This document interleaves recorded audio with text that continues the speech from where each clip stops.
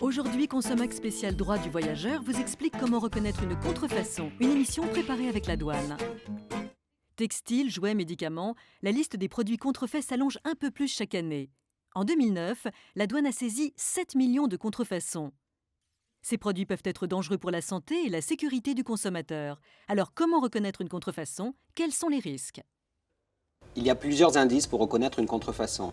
D'abord, le lieu de vente. C'est important de savoir où est-ce qu'on achète. Il vaut toujours mieux choisir une grande surface ou un magasin spécialisé pour éviter des contrefaçons. Ensuite, c'est le marquage CE. Le marquage CE indique que le produit respecte les normes européennes. Si ce marquage CE est mal imprimé, s'il bave par exemple, ou si on trouve des fautes d'orthographe sur l'étiquetage, eh bien là, on a de grandes chances d'être sur un produit contrefait. L'emballage peut être un signe très important pour reconnaître une contrefaçon. Si on trouve un produit de marque dans un simple emballage plastique, un plastique transparent bien souvent d'ailleurs, eh bien on a de grandes chances d'avoir affaire à une contrefaçon. Les fabricants, les détenteurs des marques soignent beaucoup l'emballage. C'est quelque chose d'important, c'est un signe distinctif et qui donne de la valeur au produit. Donc attention à bien choisir son produit en regardant aussi l'emballage.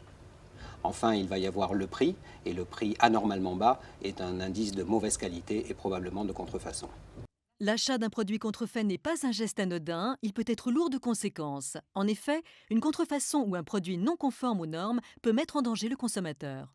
Bien souvent, les normes de fabrication, les normes de sécurité ne sont pas respectées.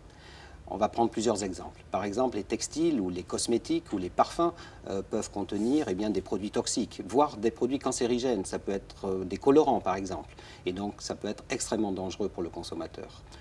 On va trouver aussi, par exemple, des jouets qui n'ont pas été fabriqués dans de bonnes conditions et dont les yeux, par exemple, des peluches ou des poupées vont pouvoir être arrachés et être avalés par les enfants. Les lunettes solaires sont des produits souvent contrefaits et qui peuvent être dangereux pour les consommateurs puisqu'elles peuvent ne pas filtrer les rayons du soleil. Et quand on a confiance dans un produit en croyant qu'il nous protège et qu'en fait il ne nous protège pas, eh bien on prend un vrai risque pour sa santé. Pour les médicaments, c'est vraiment quelque chose qui est extrêmement dangereux pour les consommateurs qui font ce type d'achat.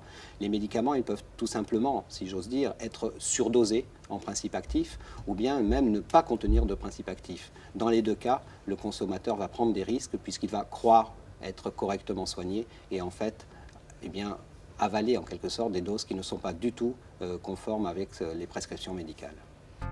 Pour plus d'informations, il existe une application douane pour téléphone portable, Douane FR, et un numéro de téléphone, Info Douane Service, au 0811 20 44 44.